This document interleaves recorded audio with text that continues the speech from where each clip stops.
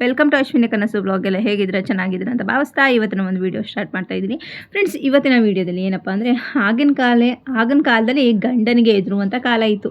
ಈಗಿನ ಕಾಲದಲ್ಲಿ ಹೆಂಡತಿಗೆ ಎದುರು ಕಾಲ ಅಂತ ಬಂದಿದೆ. ಫ್ರೆಂಡ್ಸ್, ಇದರಲ್ಲಿ ಈಗಿನ ಕಾಲ ಬೆಸ್ಟು, ಹಳೆ ಕಾಲ ಬೆಸ್ಟು ಅಂತ ಕಮೆಂಟ್ ಬಾಕ್ಸಲ್ಲಿ ಕಮೆಂಟ್ ಹಾಕಿಸಿ. ಹಳೆ ಕಾಲದಲ್ಲಿ ನಿಜವಾಗ್ಲೇ ಹೇಳಬೇಕು ಅಂದರೆ ಗಂಡ ಅಂದರೆ ಗೌರವ, ಅವನಿಗೆ ಆದಂಥ ಒಂದು ಸ್ಥಾನ ಮಾನ ಎಲ್ಲ ಇರ್ತಿತ್ತು. ಹೆಣ್ಮಕ್ಳು ಮದುವೆ ಆದ ಹೆಣ್ಮಕ್ಳಾಗಲಿ, ಮದುವೆ ಆಗದಿರೋವಂಥ ಹೆಣ್ಮಕ್ಳಾಗಲಿ, ಹೆಂಡತಿ ಆಗಲಿ, ಒಂದು ತಂದೆ ತಾಯಿಗಳೇ ಆಗಲಿ, ಒಬ್ಬ ಗಂಡಸು ಹೊರಗಡೆ ಹೋಗಿ ಮನೆಯಿಂದ ದಾರಿಲಿ ಬರ್ತಾ ಇದ್ದಾನೆ ಅಂದ ತಕ್ಷಣ ಹೊರಗಡೆ ಅಜಾರದಲ್ಲಿ ಹೆಣ್ಮಕ್ಳು ಮಾತಾಡ್ತಾ ಕೂತಿದ್ರು ಅಲ್ಲಿ ಗಂಡ ಬರಲಿ, ಅಣ್ಣ ಬರಲಿ, ತಮ್ಮ ಬರಲಿ, ಯಾರೇ ಬಂದರೂ ಎದ್ದು ಒಳಗೆ ಹೋಗಿ ರೂಮಿಗೆ ಸೇರುವಂಥ ಕಾಲ ಇತ್ತು.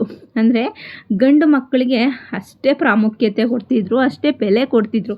ತಂದೆ ತಾಯಿಗೂ ಒಂದು ಗೌರವ ಇರ್ತಿತ್ತು. ಅಂದರೆ ಗಂಡನ ಕಟ್ಕೊಂಡಿರೋ ಗಂಡನಿಗೂ ಒಂದು ಗೌರವ ಇರ್ತಿತ್ತು.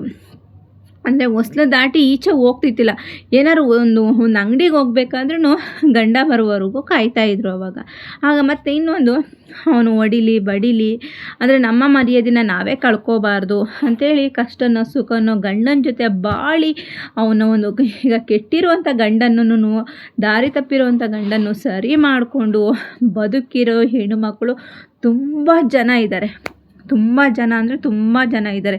ಯಾಕಂದರೆ ಗಂಡ ದಾರಿ ತಪ್ಪಿದಾಗ ಅವನಷ್ಟಕ್ಕೆ ಬಿಡದಂತೆ ಅವನ್ನ ತಿದ್ದುವಂಥ ಕೆಲಸಗಳನ್ನ ಮಾಡಿಕೊಂಡು ಅವನ್ನ ತನ್ನ ದಾರಿಗೆ ತಂದುಕೊಂಡು 80 ವರ್ಷ 100 ವರ್ಷ ಬಾಳಿರೋ ಅಂಥ ಮಹಿಳೆಯರು ತುಂಬಾ ಜನ ಇದ್ದಾರೆ.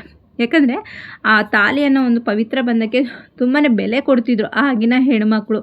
ಯಾಕಂದರೆ ಇದರಲ್ಲಿ ಅಪ್ಪ ಅಮ್ಮನ ಮನೇಲಿ ತುಂಬಾ ಕಷ್ಟ ಆಗ್ತಿತ್ತು. ಇವಾಗೆಲ್ಲ ಆರ್ತಿಗೊಬ್ಬ ಕೀರ್ತಿಗೊಬ್ಳು ಅಂತ ಹಾಗಲ್ಲ. ಮನೇಲಿ 5 ಹೆಣ್ಮಕ್ಳು ಅಥವಾ 10 ಹೆಣ್ಮಕ್ಳು ಇರ್ತಿದ್ರು. ಆ ಮನೇಲಿ ಊಟ ಮಾಡೋಕ್ಕೂ ಕಷ್ಟ ಆಗ್ತಿತ್ತು. ಯಾಕಂದರೆ ಒಂದು ತುತ್ತು ಊಟ ಮಾಡೋಕ್ಕೆ ಒಂದು ತುತ್ತು ಊಟ ಮಾಡಿ 2 ತಸ್ಕೊಂಡು ಮಲಗ್ತಾಯಿದ್ರು. ಆವಾಗ ಏನಾಗ್ತಿತ್ತು ಅಂದರೆ ಗಂಡನ ಮನೆ ಪಾಪ ಹರಿಯದ ವಯಸ್ಸಲ್ಲಿ ಮದುವೆ ಮಾಡ್ತಿದ್ರು. ಅವ್ರಿಗೇನು ತಿಳಿಯೋ ವಯಸ್ಸು. ಗಂಡ ಆ ಥರ ದೌರ್ಜನ್ಯ ಮಾಡಿದ್ರು ತಡ್ಕೊಂಡು ಸಹಿಸ್ಕೊಂಡು ಎಲ್ಲ ಮಾಡ್ಕೊಂಡು. ಯಾಕಂದರೆ ನಾವು ಬಿಟ್ಟು ಅಪ್ಪನ ಮನೆಗೆ ಹೋದರೆ ನಮ್ಮ ಅಪ್ಪನ ಮನೇಲಿ ತುಂಬಾ ಕಷ್ಟ ಇದೆ, ನಾವು ಹೇಗೆ ಅಲ್ಲೋಗಿ ಗಂಡ ಬಿಟ್ಟವಳು ಅಂತ ಅನ್ಸ್ಕೋಬೇಕು ಅನ್ನೋ ಲೆಕ್ಕಾಚಾರಕ್ಕೆ ಎಲ್ಲನೂ ನಿಭಾಯಿಸಿ ಗಂಡನ್ನೇ ದಾರಿಗೆ ತಂದ್ಕೊಂಡು ಹೆಣ್ಣುಮಕ್ಕಳು ಎಷ್ಟೋ ಜನ ಬಾಳಾಟ ಮಾಡಿದ್ದಾರೆ. ಅವನು ಹೊಡಿಲಿ ಬಡಿಲಿ ಹೊಟ್ಟೆ ಕೊಡಲಿ, ಎಷ್ಟೋ ಜನ ಹಸ್ಕೊಂಡೇ ಜೀವನ ಮಾಡಿ ಮಕ್ಕಳನ್ನ ಸಾಕಿ ಮಕ್ಕಳಿಗೆ ಎಜುಕೇಷನ್ ಕೊಟ್ಟು ಇವತ್ತು ಒಂದು ತಂದೆ ತಾಯಿಗಳು ಅಂತ ಅನ್ಸ್ಕೊಂಡ್ರೆ ತುಂಬ ಜನ ಆಗಿದ್ದಾರೆ. ಆದರೆ ಈಗಿನ ಕಾಲ ಅಂದರೆ ಆಗಿನ ಕಾಲದಲ್ಲಿ ಹೆಣ್ಮಕ್ಳು ಹೊರಗಡೆ ಬರೋಕ್ಕೆ ಹೆದರ್ತಿದ್ರು. ಯಾಕೆಂದರೆ ಆಗಲೂ ಹೆಂಗೆ ಪುಡಿ ರೌಡಿಗಳಿದ್ದಾರೆ ಆಗಲೂ ಇದ್ದೇ ಇರ್ತಿದ್ರು. ಎಲ್ಲಿ ಕೆಟ್ಟದ್ದು ಅನ್ನೋದು ಎಲ್ಲೂ ಇಲ್ಲ ಅನ್ನಂಗಿಲ್ಲ, ಕೆಟ್ಟದ್ದು ಇದ್ದೇ ಇರ್ತಿತ್ತು. ಆದರೆ ಮನೆಯಿಂದ ಒಂದು ಹೆಂಗಸು ಈಚೆ ಬಂದು ಅಂದರೆ ಗಂಡನಿಗಂತಿದ್ರು ಹೆಂಡ್ತಿನ ಬೀದ್ದೋರಿ ಥರ ಬಿಟ್ಟಿದ್ದಾನೆ. ಇದು ಹಳ್ಳೀಲಿ ಮಾತಾಡುವಂಥ ಪದಗಳು. ಹೆಂಡ್ತಿನ ಬಿಟ್ಟಿದ್ದಾನೆ ಅಂದರೆ ಭದ್ರವಾಗಿ ಗಂಡ ಇಟ್ಕೊಂಡಿಲ್ಲ, ಲಂಗು ಲಗಾಮ ಹಾಕಿಲ್ಲ.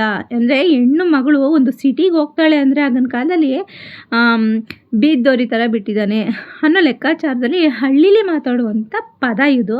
ದಯವಿಟ್ಟು ಯಾರು ಇದು ಮಾಡ್ಕೋಬೇಡಿ, ಆಯಿತಾ. ಆದರೆ ನಮ್ಮ ಇತ್ತೀಚಿನ ದಿನಗಳಲ್ಲಿ ಏನಾಗಿದೆ ಅಂದರೆ ಹೆಣ್ಣು ಮಕ್ಕಳಿಗೆ ಈ ಥರ ಒಂದು ಎಲ್ಲ ಥರದ್ದು ಕಂಡೀಷನ್ ಹಾಕ್ಬಾರ್ದು, ಅವ್ರನ್ನ ಫ್ರೀಯಾಗಿ ಬಿಡಬೇಕು ಅಂತ ಫ್ರೀಯಾಗಿ ಬಿಟ್ಟಿದ್ದಾರೆ. ಗಂಡ ಆದರೂ ಅಷ್ಟೇ, ಅಪ್ಪ ಅಮ್ಮನಾದ್ರೂ ಅಷ್ಟೇ. ಯಾಕಂದರೆ ನಾವು ಪಟ್ಟಿರೋ ಕಷ್ಟ ನಮ್ಮ ಮಕ್ಕಳು ಬರಬಾರ್ದು, ವಿದ್ಯೆ ಕಲೀಲಿ ಅಂತ ಕಲಿತಾರೆ. ಹಾಗೆ ಒಂದು ಒಳ್ಳೆ ಕಡೆ ಹಳ್ಳಿಗೆ ಹೆಣ್ಮಕ್ಳನ್ನ ಕೊಟ್ಟರೆ ಎಲ್ಲಿ ಸೌದೋಗ್ಬಿಡ್ತಾರೋ ಅಂತ ಈಗಿನ ತಂದೆ ತಾಯಿಗಳು ಮಾಡೋ ಕೆಲಸ ಅದು. ಡಾಕ್ಟ್ರು, ಇಂಜಿನಿಯರ್, ಲಾಯರು ಇಂತಿಂಥವ್ರನ್ನ ನೋಡಿ ಸಿಟಿಗೆ ಮದುವೆ ಮಾಡ್ತಾರೆ.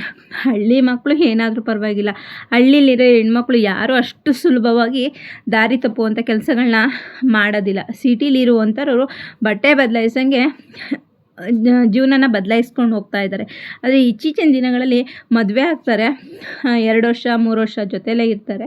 ಮತ್ತು ಸಣ್ಣ ಪುಟ್ಟ ಬಂದ ತಕ್ಷಣ ಏನಾರು ಒಂದು ಅಫೇರ್ ಇಟ್ಕೊಂಡು ಮಕ್ಕಳನ್ನೂ ಬಿಟ್ಟು ಹೊರಟೋಗ್ಬಿಡ್ತಾರೆ. ಈಗಿನ ಜನ್ರೇಷನ್ ಏನಾಗಿದೆ, ಅವನು ಏನಾರು ಒಂದು ಹೊಡೆದ್ರೆ ಸಾಕು ಡೈವರ್ಸ್ ಅಂತ ಹೋಗ್ತಾರೆ, ಇಲ್ಲ ಅವನ್ನ ಬಿಟ್ಟು ಹೋಗ್ತಾರೆ. ಮಕ್ಕಳು ವ್ಯಾಲ್ಯೂ ಇಲ್ಲ ಅವರಿಗೆ. ಆ ಒಂದು ಕಾಟಾಚಾರಕ್ಕೆ ನೀವು ಮದುವೆ ಆಗ್ತೀರಾ, 3 ವರ್ಷ 4 ವರ್ಷ ಗ್ಯಾಪ್ ಕೊಡಿ, ನಿಮ್ಮಲ್ಲಿ ಅಂಡರ್ಸ್ಟ್ಯಾಂಡಿಂಗ್ ಇಲ್ವಾ, ಡೈವರ್ಸ್ ತೊಗೊಳ್ಳಿ, ದೂರ ಆಗಿ. ಇದು ಇತ್ತೀಚೆಗೆ ಏನಾಗಿದೆ ಅಂದರೆ ಈ ಫ್ರೆಂಡು ಅನ್ನೋ ಒಂದು ಪದಗಳಿರ್ತದೆ ನೋಡ್ರಿ, ಅಂಥ ವ್ಯಕ್ತಿಗಳನ್ನ ಮನೆಗೆ ಸೇರಿಸ್ಕೊಂಡಾಗ್ಲೇ ಅವರು ಫ್ರೆಂಡು ಹೆಂಡತಿ ನಮ್ಗೆ ಅಕ್ಕನೋ ತಂಗಿನೋ ಆಗಬೇಕು ಅನ್ನೋ ಮೈಂಡ್ ಸೆಟ್ ತೊಗೊಳ್ಳಲ್ಲ. ಅವರು ಏನಂದರೆ ಆ ಫ್ರೆಂಡ್ ಹೆಂಡತಿ ಮೇಲೆ ಅವನ ಕಣ್ಣು ಬಿದ್ದಿರುತ್ತೆ ಆಯಿತಾ, ಆ ಫ್ರೆಂಡ್ ಹೆಂಡತಿ ಮೇಲೆ ಅವನೇ ಕಣ್ಣು. ಹಾಗಾಗಿ ಇಲ್ಲಿ ಯಾರು ಒಳ್ಳೆಯವರು ಯಾರು ಕೆಟ್ಟವರು ಅಂತಲ್ಲ, ಹೆಂಡತಿಗೆ ಗಂಡ ಎಷ್ಟು ಎದ್ರುಕೊಂಡು ಜೀವನ ಮಾಡ್ತಾ ಇರ್ತಾನೆ ಅಂದರೆ ಅಷ್ಟು ಎದ್ರುಕೊಂಡ್ರು ಅವರ ಒಂದು ದೌರ್ಜನ್ಯ ಜಾಸ್ತಿನೇ ಆಗುತ್ತೆ. ಅಂದರೆ ಆ ವ್ಯಕ್ತಿ ಅವ್ರಿಗೆ ಎದುರ್ತಾ ಇದ್ದಾನೆ ಅಂದ ತಕ್ಷಣ ಒಂದು ಸ್ವಲ್ಪ ಫ್ರೀಯಾಗಿ ಬಿಟ್ಟಿದ್ದಾನೆ ಹೆಂಡ್ತಿನೇ ಅಂದ ತಕ್ಷಣ ಅವ್ರು ಆಟಗಳನ್ನ ಸ್ಟಾರ್ಟ್ ಮಾಡ್ತಾರೆ. ಇದು ದಯವಿಟ್ಟು ಅಂತೀನಿ, ಇದು ಎಲ್ಲ ಹೆಣ್ಣು ಮಕ್ಳಿಗೂ ಅಲ್ಲ, ಈ ದಾರಿ ತಪ್ಪಿ ಹೋಗ್ತಾ ಇರೋಂಥ ಹೆಣ್ಣು ಮಕ್ಕಳಿಗೆ ಈ ಪದ ನಾನು ಯೂಸ್ ಮಾಡ್ತಾ ಇರೋಂಥದ್ದು. ಯಾಕೆ ಅಂದರೆ ಗಂಡನ ಮದುವೆ ಆಗೋಕ್ಕಿಂತ ಮುಂಚೆ ನಿಮ್ಗೆ ಇಷ್ಟ ಇಲ್ಲ ಅಂದಾಗ ಅಪ್ಪ ಅಮ್ಮನಿಗೆ ಹೇಳಿ, ಆಗಲ್ವಾ ಇದ್ದಿದ್ದೆ ನಿಮ್ಮ ಹಣೆ ಬರಂತ ಓಡೋಗಿ ಮದುವೆ ಆಗಿ ಅಷ್ಟೇ, ಇನ್ನೇನು ಮಾಡೋಕ್ಕಾಗಲ್ಲ. ಅಪ್ಪ ಅಮ್ಮ ಇಲ್ಲಿ ನೋಡಿ ಇವರು ಮಾತುಕತೆ ಮಾಡಿ, ಹುಡುಗನ ಮನೆ ಮಾತುಕತೆ ಮಾಡಿ, ಪಾಪ ಅವರು ಲಕ್ಷಾಂತರ ರೂಪಾಯಿ ಹುಡುಗನ ಮನೆಯಿಂದ ಖರ್ಚು ಮಾಡಿ ಮದುವೆ ಮಂಟಪ ಕಂಟ ಹೋಗ್ತೀರಾ, ಅಲ್ಲಿ ನಿಮ್ಮ ತಂದೆ ತಾಯಿ ಮರ್ಯಾದೆನೂ ತೆಗಿತೀರಾ, ಅವ್ರ ಮನೆ ಹುಡುಗನ ಮರ್ಯಾದೆನೂ ತೆಗಿತೀರಾ, ಅವ್ರ ಫ್ಯಾಮಿಲಿ ಮುಂದೆ ಮರ್ಯಾದೆ ತಲೆ ತೆಗೆಸಿ ಓಡೋಗಿ ನೀವೇನೋ ಖುಷಿಯಾಗ್ತೀರಾ. ಆದರೆ ನಿಮ್ಮ ತಂದೆ ತಾಯಿ ಗೋಳನ್ನ ನೋಡೋರು ಯಾರಿರ್ತಾರೆ, ಅವ್ರ ಕಷ್ಟ ಸುಖನ ಕೇಳೋ ಅಂಥವ್ರು ಯಾರಿರ್ತಾರೆ. ಹೋಗೋದಿದ್ರೆ ಮದುವೆಗಿಂತ ಮುಂಚೆನೇ ಹೊಂಟೋಗ್ಬಿಡಿ. ಆದರೆ ಮದುವೆ ಮಂಟಪ ಗಂಟ ಬರೋದು, ಆಮೇಲೆ ಅವನ ಕೈಲಿ ತಾಲಿ ಕಟ್ಟಿಸ್ಕೊಬಿಡೋದು, 2 ದಿನಕ್ಕೆ ಅವನ್ನ ಬಿಟ್ಟು ಓಡಿ ಹೋಗುವಂಥ ಕೆಲಸಗಳನ್ನ ಮಾಡುವಂಥದ್ದು. ದಯವಿಟ್ಟು ಆ ಕೆಲಸ ಮಾಡೋಕ್ಕೆ ಹೋಗ್ಬೇಡಿ. ಯಾಕೆಂದರೆ ನೀವೆಂಗೆ ಒಂದು ಹೆಣ್ಣು ಜೀವನ, ಆ ಹುಡುಗನೂ ಅವನಿಗೂ ಒಂದು ಆಸೆ ಆಕಾಂಕ್ಷೆಗಳಿರುತ್ತೆ. ನಿಮ್ಮನ್ನು ನಂಬಿ ಲಕ್ಷಾಂತರ ರೂಪಾಯಿ ಅವನು ಖರ್ಚು ಮಾಡಿ ಮದುವೆ ಮಾಡಿಕೊಂಡು ಅವನ ಜೊತೆನೇ ಸಂಸಾರ ಮಾಡಿದಂತೆ ನೀವು ಹೋದಾಗ ಇನ್ನೊಬ್ಬನ ಜೊತೆ ಹೋಗಿ ಅಲ್ಲಿ ನೆಟ್ಟಿನರ್ವಾಗಿ ಸಂಸಾರ ಮಾಡ್ತೀರಾ ಅನ್ನೋದು ಏನು ಗ್ಯಾರಂಟಿ ಇರುತ್ತೆ? ಏನಕ್ಕೆ ಈ ಕೆಲಸಗಳೆಲ್ಲ ಮಾಡ್ತೀರಾ? ಗಂಡನಲ್ಲಿ ಇಲ್ಲದೇನಂಥದ್ದು ಏನಿದೆ? ಗಂಡನಲ್ಲಿ ನಿಮ್ಮನ್ನ ಕಷ್ಟ ಸುಖ ಹಂಚ್ಕೊಳ್ಳಲ್ವಾ? ನಿಮಗೆ ಬೇಕು ಬೇಡ ತಂದ್ಕೊಡಲ್ವಾ? ಪ್ರತಿಯೊಂದು ನಿಮ್ಮ ಹೆಜ್ಜೆಯಾಗಿ ನಿಂತಿರಲ್ವಾ? ನಿಮ್ಗೆ ಏನು ಬೇಕೆಲ್ಲ ಮಾಡ್ತಾನಲ್ಲ. ಏನಕ್ಕೆ ಈ ಥರ ದಾರಿ ತಪ್ಪಿ ಕೆಲಸಗಳನ್ನ ಮಾಡಿ ಮಕ್ಕಳುಗಳು ಪಾಪ ಆ ಮಕ್ಳಿಗೂ ಒಂದು ನೋವನ್ನ ಕೊಟ್ಬಿಟ್ಟು ಹೋಗ್ತೀರ. ಮಕ್ಕಳನ್ನ ಮಾಡ್ಕೋಬೇಡಿ. ನಿಮ್ಮ ಒಂದು ಸುಖಕ್ಕೋಸ್ಕರ ಮಕ್ಕಳನ್ನ ಮಾಡಿಕೊಂಡು ಆ ಮಕ್ಕಳನ್ನ ನಡು ನೀರಲ್ಲಿ ಬಿಟ್ಬಿಟ್ಟು ಅವು ಬೆಳೀತಾ ಅವ್ರ ಫ್ಯೂಚರ್ ಮೇಲೆ ಯಾವ ಥರ ಪರಿಣಾಮ ಬೀರುತ್ತೆ ಅಂದರೆ, ಅಯ್ಯೋ ಇವ್ರ ಅಮ್ಮ ಹಿಂಗೆ ಹೋದ್ಲು. ಒಂದು ಹೆಣ್ಣು ಮಗುವಾದರೆ ಮದುವೆ ಮಾಡ್ಕೊಳ್ಬೇಕಾದ್ರೆ ತುಂಬ ಕಷ್ಟ ಆಗಿರುತ್ತೆ. ಯಾಕೆಂದರೆ ತಾಯಿನೇ ಹಿಂಗೆ, ಇನ್ನು ಮಗಳೇ ಹಿಂಗೆ ಅಂದರೆ ತಾಯಿ ಮಾಡಿರೋ ತಪ್ಪೇ ಮಗಳು ಮಾಡ್ತಾಳೆ ಅನ್ನೋದು ಮೈಂಡ್ ಸೆಟ್ಟಾಗಿ ಆ ಹುಡುಗಿನ ಮದುವೆ ಮಾಡ್ಕೊಳ್ಳೋಕ್ಕೂ ಹಿಂದೆ ಮುಂದೆ ನೋಡ್ತಾರೆ. ನಿಮ್ಮ ಒಂದು ಸುಖಕ್ಕೋಸ್ಕರ ನಿಮ್ಮ ಮಕ್ಕಳ ಭವಿಷ್ಯಗಳನ್ನ ಹಾಳು ಮಾಡಿಬಿಡಿ.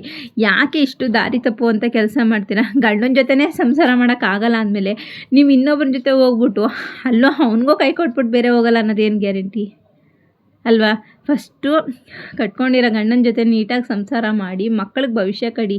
ಗಂಡ ಕುಡ್ಕೊನೋ ಬೇಡ್ಕೊನೋ ಆಗಲ್ವ, ಹೋಗಿ ತಂದೆ ತಾಯಿ ಮನೆಗೆ ಸೇರ್ಕೊಳ್ಳಿ. ಕಟ್ಕೊಂಡಿರೋ ಗಂಡ ಕುಡಿದು ನಿಮ್ಗೆ ಹಿಂಸೆ ಕೊಡೋದು, ಟಾರ್ಚರ್ ಕೊಡೋದು, ಈ ಥರ ಎಲ್ಲ ಮಾಡಿದ್ರೆ ಒಂದು ಮಹಿಳಾ ಸ್ಟೇಷನಿಗೆ ಕಂಪ್ಲೇಂಟ್ ಕೊಡಿ. ನಿಮ್ಮ ಜೀವನಾಂಶ ಏನಿದೆ ತಗೊಳ್ಳಿ. ಯಾಕಂದರೆ ಅವರಿಂದ ತಪ್ಪಿದ್ದೆ ಅಂದಾಗ ನೀವು ಜೀವನಾಂಶ ತಗೊಂಡು ನಿಮ್ಮ ಲೈಫನ್ನ ನೀವು ಕಟ್ಟಿ. ಆವಾಗ ನಿಮಗೆ ಚಿಕ್ಕ ವಯಸ್ಸಿದ್ದು ಗಂಡನ ಅವಶ್ಯಕತೆ ಇದ್ದರೆ ಖಂಡಿತ ಮಾಡ್ಕೊಳ್ಳಿ, ತೊಂದರೆ ಏನಿಲ್ಲ. ನಿಮ್ಮ ತಂದೆ ತಾಯಿ ಆಶ್ರಯ ಹೋಗಿ ಕೇಳಿ. ಆ ಟೈಮಲ್ಲಿ ಅವ್ರು ಕೈ ಹಿಡಿಲಿಲ್ವಾ, ನಿಮ್ಮ ಜೀವನ ನೀವು ಕಟ್ಕೊಳ್ಳಿ. ಅದೇ ಗಂಡ ಎಲ್ಲ ಥರದ್ದು ನೋಡಿಕೊಂಡು ನಿಯತ್ತಾಗಿರುವಂಥ ಗಂಡನಿಗೆ ಮೋಸ ಮಾಡಿ ಇನ್ನೊಂದು ಲೈಫ್ನ ಕಟ್ಕೊಳಕ್ಕೆ ಹೋಗ್ಬೇಡಿ. ನೀವೇ ಎತ್ತಿರುವಂಥ ಮಕ್ಕಳು 9 ತಿಂಗಳು ಎತ್ತು ಸಾಕಿ ಸಲಗಿ ಆ ಮಕ್ಕಳನ್ನ ಬಿಟ್ಟು ಹೋಗ್ತೀರಾ. ಯಾಕೆ ಈ ಥರ ಒಂದು ದಾರಿ ತಪ್ಪುವಂಥ ಕೆಲಸ ನಮ್ಮ ಹೆಣ್ಮಕ್ಳು ಮಾಡ್ತಾಯಿದ್ದಾರೆ ಅನ್ನೋದು ಗೊತ್ತಿಲ್ಲ. ಏಕೆಂದರೆ ಒಬ್ಬೊಬ್ಬರು ಮಾಡೋದು ಎಲ್ಲೋ ಅಂದರೆ ದಯವಿಟ್ಟು ಇನ್ನೂ ಒಂದು ಸರಿ ಹೇಳ್ತೀನಿ, ಎಲ್ಲ ಹೆಣ್ಮಕ್ಳಿಗೂ ಅಲ್ಲ, ಇದು 100ಕ್ಕೆ ಒಂದು 10% ಹೆಣ್ಮಕ್ಳು ಇತ್ತೀಚೆಗಂತೂ ತುಂಬಾ ಜಾಸ್ತಿನೇ ಆಗ್ತೈತೆ. 1 ವರ್ಷ 2 ವರ್ಷ ಸಂಸಾರ ಮಾಡೋದು, 1 ತಿಂಗಳು 2 ತಿಂಗಳು ಸಂಸಾರ ಮಾಡೋದು ಬಿಟ್ಟು ಇನ್ನೊಬ್ಬರ ಜೊತೆ ಹೋಗುವಂಥದ್ದು, ಈ ಕೆಲಸಗಳನ್ನ ಮಾಡ್ತೀರಾ. ಅಂದರೆ ನಿಮ್ಮನ್ನ ಸಾಕಿ ಸಲಗಿರುವಂಥ ತಂದೆ ತಾಯಿಗೆ ಬೆಲೆ ಇಲ್ವಾ? ಅವತ್ತು ನೀವು ಮದುವೆ ಆಗೋದಕ್ಕೆ ಯೋಚನೆ ಮಾಡಬೇಕಿತ್ತು. ನಮ್ಮ ಲೈಫ್ ಇವ್ರ ಮದುವೆ ಆದರೆ ನಾನು ಚೆನ್ನಾಗಿರ್ತೀನಿ, ನನ್ನ ಲೈಫ್ ಕಟ್ಟುತ್ತಾ ಅಂತ ಅಂದ್ಕೊಂಡು ಆಕರ್ಷಣೆಗೆ ಒಳಗಾಗಿ ಯಾರೂ ನಿಮ್ಮ ಲೈಫ್ನ ಕಟ್ಟಲ್ಲ. ಹಾಳಾದರೆ ನಿಮ್ಮ ಲೈಫ್ಗಳೇ ಹಾಳಾಗೋದು. ದಯವಿಟ್ಟು ಒಳ್ಳೆ ದಾರಿಲಿ ನಡ್ಕೊಂಡು ಗೌರವ ತಗೊಳ್ಳಿ. ಯಾಕಂದರೆ ಇನ್ನೂ ಇರುವಂಥ ಹೆಣ್ಮಕ್ಳಿಗೆ ಗೌರವ ಅನ್ನೋದು ಹೊಂಟೋಗ್ಬಿಡುತ್ತೆ. ಅಪ್ಪ ಗಂಡು ಮಕ್ಕಳಂತೂ ಇತ್ತೀಚೆಗಂತೂ ಮದುವೆ ಮಾಡ್ಕೊಳ್ಳೋಕ್ಕೆ ಹೆದರ್ಕೊಂಡ್ಬಿಡ್ತಾ ಇದ್ದಾರೆ. ನಿಜವಾಗ್ಲೂ ಅಯ್ಯೋ ಯಾವ ಮದುವೆನಪ್ಪ ಬೇಡಪ್ಪ ಅನ್ನೋ ಮಟ್ಟಿಗೆ ನಮ್ಮ ಗಂಡು ಮಕ್ಕಳು ಬಂದು ನಿಂತಿದ್ದಾರೆ. ಇತ್ತೀಚೆಗೆ ನಮ್ಮ ಗಂಡು ಮಕ್ಕಳು ಭಯ ಪಡ್ತಾರೆ. ಅವ್ರ ಮಕ್ಕಳಲ್ಲಪ್ಪ ಯಾವ ಹುಡುಗಿನೂ ಬೇಡ, ಏನೂ ಬೇಡ, ಮದುವೆನೋ ಇದೇ ತೆಗಿಬೇಡಿ ಅಂತ ಎಷ್ಟೋ ಗಂಡು ಮಕ್ಕಳು ಮದುವೆ ಅನ್ನೋ ವಿಷಯ ಎತ್ತರಿಸೋಕ್ಕೂ ಹುರ್ತು ಬೀಳ್ತಾರೆ. ಯಾರೋ ಮಾಡುವಂಥ ಕೆಲವೊಂದು ಹೆಣ್ಮಕ್ಳು ಮಾಡುವಂಥ ಇದಕ್ಕೆ ಏನಾಗಿದೆ ಅಂದರೆ ಇತ್ತೀಚಿನ ಗಂಡು ಮಕ್ಕಳು ತುಂಬಾ ಹೆದರ್ಕೋತಾ ಇದ್ದಾರೆ. ಅಪ್ಪ ಮದುವೆ ಬೇಡ, ಮಾಡಿಕೊಂಡು 4 ಜನ ಮುಂದೆ ಮರ್ಯಾದೆ ತೊಗೊಳ್ಕೊಳ್ಳೋದು ಬೇಡ, ಯಾವ ಮದುವೆನೂ ಬೇಡ, ಏನೂ ಬೇಡ ಅಂತ ಆ ತಂದೆ ತಾಯಿ ಕಣ್ಣೀರು, ಆ ಊರಿಗೆ ಕೊರಗುವಂಥದ್ದು. ಪಾಪ ನಮ್ಮ ಗಂಡು ಮಕ್ಕಳ ಜೀವನನೂ ತುಂಬ ಒಂದೊಂದ್ಸಲ ನೆನೆಸ್ಕೊಂಡ್ರಂತೆ. ಯಾಕಂದರೆ ಇವಾಗ ಏನಂದರೆ ಆಗಿನ ಕಾಲದಲ್ಲಿ ಗಂಡು ಮಕ್ಕಳು ಈ ಥರ ಎಲ್ಲ ಎದುರಿಸ್ತಿದ್ರು, ಇದು ಮಾಡ್ತಿದ್ರು, ಅದು ಮಾಡ್ತಿದ್ರು ಅಂದ್ಬಿಟ್ಟು ಈಗಲೂ ಅದನ್ನೇ ಒಂದು ರೂಢಿ ಮಾಡ್ಕೊಂಡಿದ್ದಾರೆ. ನಾವು ಅವ್ರಿಗಿಂತ ಏನು ಕಡಿಮೆನಾ, ನಾವು ಮೇಲಿದ್ದೀವಿ ಈ ಒಂದು ಮೈಂಡ್ ಸೆಟ್ ಹೋಯ್ತಾರೆ. ನಾವು ಯಾವಾಗ್ಲೂ ಬಟ್ಟೆ ಮಾತ್ರ ಬದಲಾಯಿಸೋಕ್ಕಾಗೋದು, ಸಂಸಾರ ಅನ್ನೋದನ್ನ ಬದಲಾಯಿಸೋಕ್ಕಾಗಲ್ಲ. ಸಂಸಾರ ಅನ್ನೋದನ್ನ ಬದಲಾಯಿಸ್ಕೊಂಡು ಹೋಗ್ತಾಯಿದ್ರೆ ನಮ್ಮ ಸಂಸಾರಕ್ಕೆ ಅರ್ಥನೇ ಇರೋದಿಲ್ಲ. ಯಾವಾಗ್ಲೂ ಆಗಲ್ವಾ, ಮಕ್ಳಿಗೋಸ್ಕರ ಬದುಕ್ಬಿಡಿ. ನಿಮಗೊಬ್ಬರ ಅವಶ್ಯಕತೆ ಇತ್ತಾ, ನಿಮ್ಮ ಫ್ಯಾಮಿಲಿಲಿ ಏನಾಗಿದೆ ಅದನ್ನು ಕುತ್ಕೊಂಡು ಡಿಸೈಡ್ ಮಾಡ್ಕೊಂಡು ಒಂದು ಲೈಫ್ ತೊಗೊಳ್ಳಿ. ಹಂಗೆ ಅಂದ್ಕೊಂಡು ಮಕ್ಕಳ ಲೈಫ್ನ ಹಾಳು ಮಾಡ್ಕೋಬೇಡಿ. ಈ ವಿಡಿಯೋದಲ್ಲಿ ನಾನು ಏನಾದ್ರು ತಪ್ಪು ಹೇಳಿದರೆ ದಯವಿಟ್ಟು ಕ್ಷಮಿಸಿ ಅಂತ ಕೇಳ್ಕೊತೀನಿ. ನನ್ನೆಲ್ಲ ಅಕ್ಕ ತಂಗಿರಿಗೆ ದಯವಿಟ್ಟು ಇದೆಲ್ಲರಿಗೂ ಅಲ್ಲ, ಕೆಲವ್ರಿಗೂ ಮಾತ್ರ ದಯವಿಟ್ಟು ಕ್ಷಮಿಸಿ. ಈ ವಿಡಿಯೋ ಇಷ್ಟ ಆದರೆ ಲೈಕು, ಕಮೆಂಟು, ಸಬ್ಸ್ಕ್ರೈಬ್ ಮಾಡಿ.